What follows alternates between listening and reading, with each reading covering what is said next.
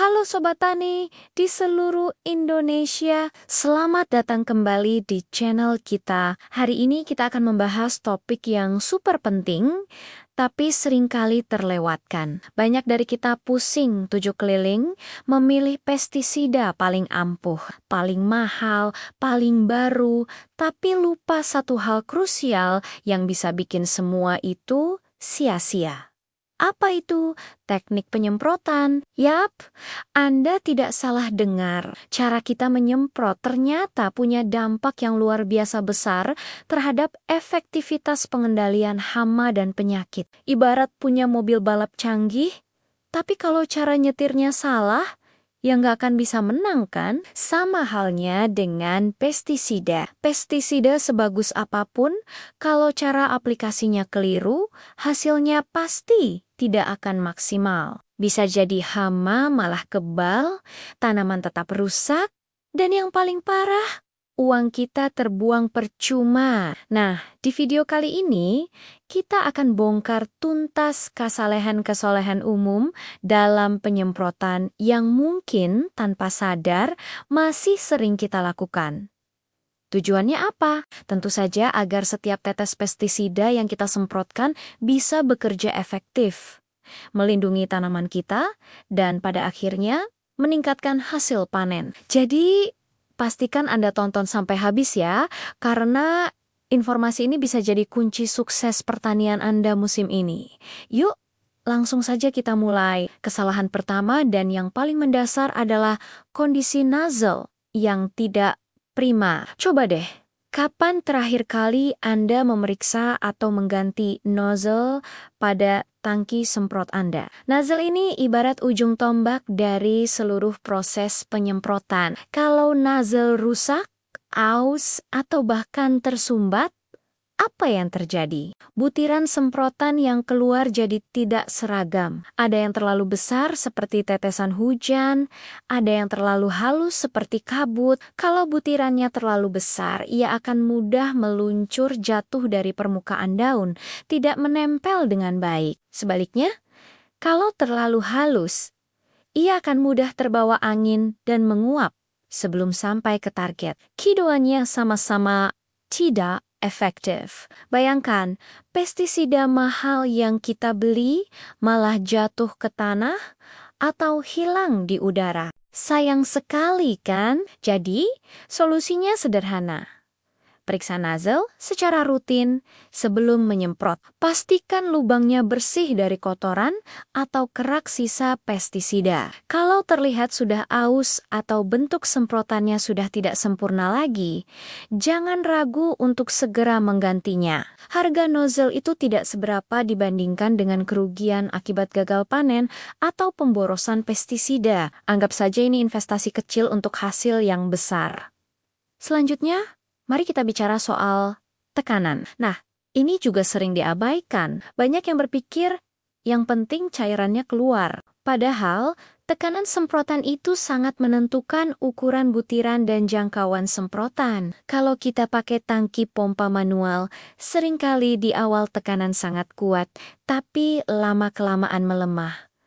Akibatnya, ukuran butiran semprotan tidak konsisten dari awal sampai akhir. Yang di awal mungkin bagus, tapi yang di akhir jadi tetesan besar yang tidak efektif. Tekanan yang tidak stabil ini membuat distribusi pestisida di permukaan tanaman jadi tidak merata. Ada bagian yang basah kuyup, ada bagian yang kering sama sekali. Hama atau jamur di bagian yang kering itu tentu saja akan selamat dan terus berkembang biak.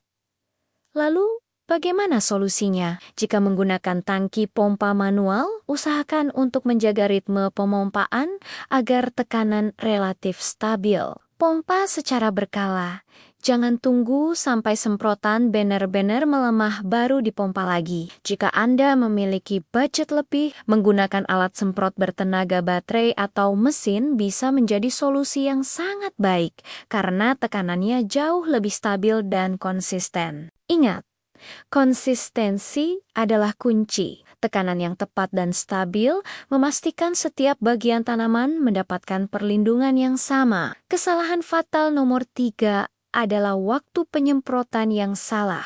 Ini seperti mau mancing ikan tapi datang saat ikannya sedang tidur. Banyak petani menyemprot di siang hari bolong saat matahari sedang terik-teriknya.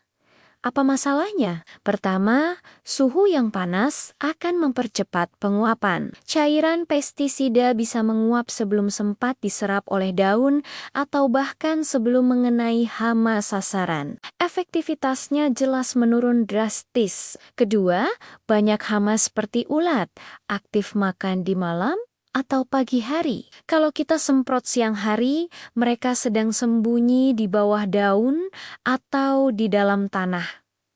Pestisida kontak tidak akan mengenai mereka. Ketiga, beberapa jenis pestisida bisa bersifat fitotoksik atau meracuni tanaman jika diaplikasikan di bawah sinar matahari yang intens, menyebabkan daun jadi seperti terbakar. Jadi, kapan waktu terbaik? Waktu ideal untuk menyemprot adalah di pagi hari, kira-kira setelah embun mulai mengering, atau di sore hari ketika matahari tidak lagi terlalu terik. Pada waktu-waktu ini, suhu lebih sejuk, angin cenderung tidak kencang, dan stomata atau mulut daun sedang terbuka, sehingga penyerapan pestisida sistemik menjadi lebih optimal. Selain itu, hama juga biasanya lebih aktif pada jam-jam tersebut. Jadi, dengan memilih waktu yang tepat, kita bisa memaksimalkan efektivitas pestisida dan meminimalkan risiko bagi tanaman. Kesalahan keempat yang juga krusial adalah arah dan cara kita menggerakkan nozzle saat menyemprot. Sering saya lihat di lapangan, penyemprotan dilakukan asal-asalan. Yang penting basah. Ada yang menyemprot dari atas saja, ada yang dari jarak terlalu jauh, ada juga yang terlalu cepat gerakannya. Ingat, hama dan penyakit itu tidak hanya ada di permukaan atas daun. Mereka seringkali bersembunyi di bagian bawah daun, di sela-sela batang, atau di pucuk-pucuk muda. Kalau kita hanya menyemprot dari atas, bagian rata-rata ini tidak akan terjangkau. Hama akan aman sentosa di sana dan terus merusak tanaman kita. Jadi, teknik yang benar adalah bagaimana? Arahkan nozzle dari bawah ke atas, lalu dari atas ke bawah. Pastikan seluruh bagian tanaman, saya ulangi, seluruh bagian tanaman mulai dari permukaan atas daun, bawah daun, batang, hingga pucuk terlapisi pestisida secara merata. Gerakan nozzle dengan kecepatan yang konstan, jangan terlalu cepat dan jangan terlalu lambat. Jaga jarak ideal antara nozzle dan tanaman, biasanya sekitar 30-50 cm, tergantung jenis nozzle dan tekanan. Dengan cara ini, kita memastikan tidak ada safe house atau tempat persembunyian yang aman bagi hama dan penyakit. Setiap sudut tanaman terlindungi dan efektivitas pengendalian meningkat pesat. Kesalahan kelima adalah soal pencampuran atau dosis yang tidak tepat. Ini sering terjadi karena dua hal: salah takar atau salah urutan pencampuran. Menggunakan dosis lebih tinggi dari anjuran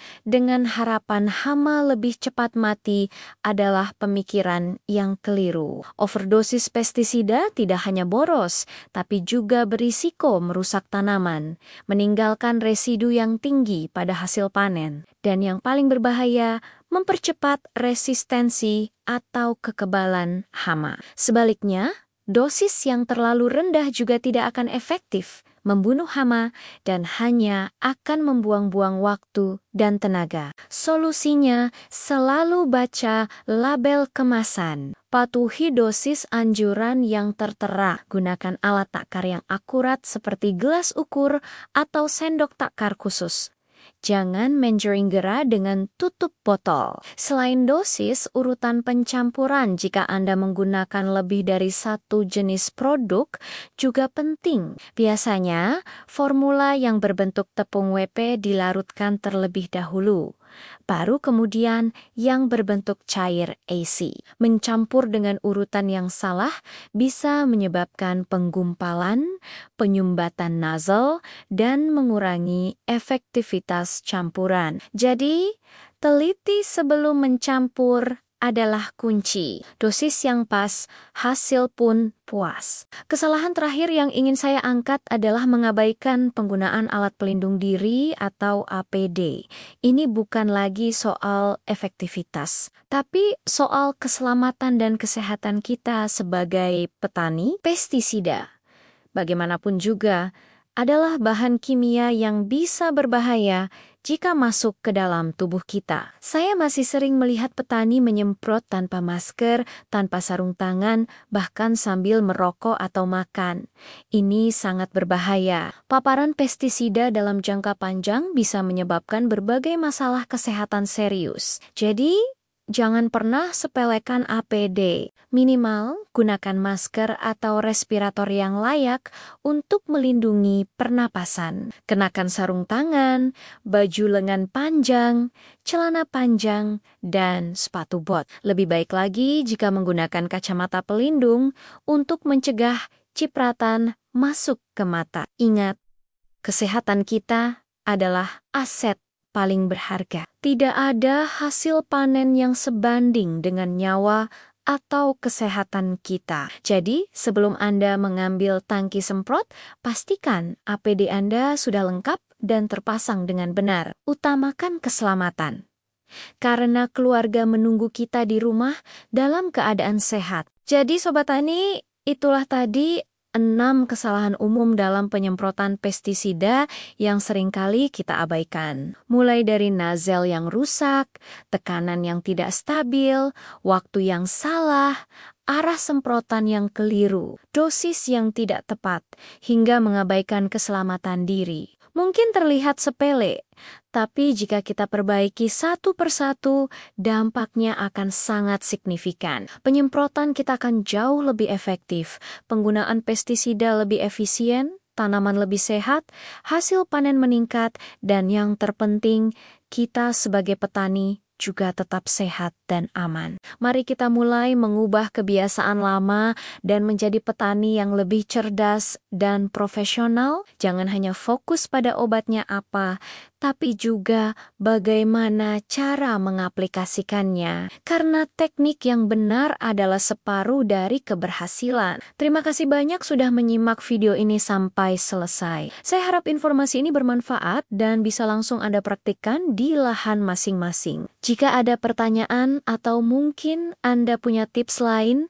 seputar teknik penyemprotan yang efektif, jangan ragu untuk berbagi di kolom komentar ya. Mari kita saling belajar dan berdiskusi. Jangan lupa untuk tekan tombol like jika Anda suka video ini, bagikan ke teman-teman petani lainnya, dan tentu saja subscribe channel ini agar tidak ketinggalan video-video bermanfaat lainnya seputar dunia pertanian. Sampai jumpa di video berikutnya, tetap semangat dan salam sukses untuk petani Indonesia.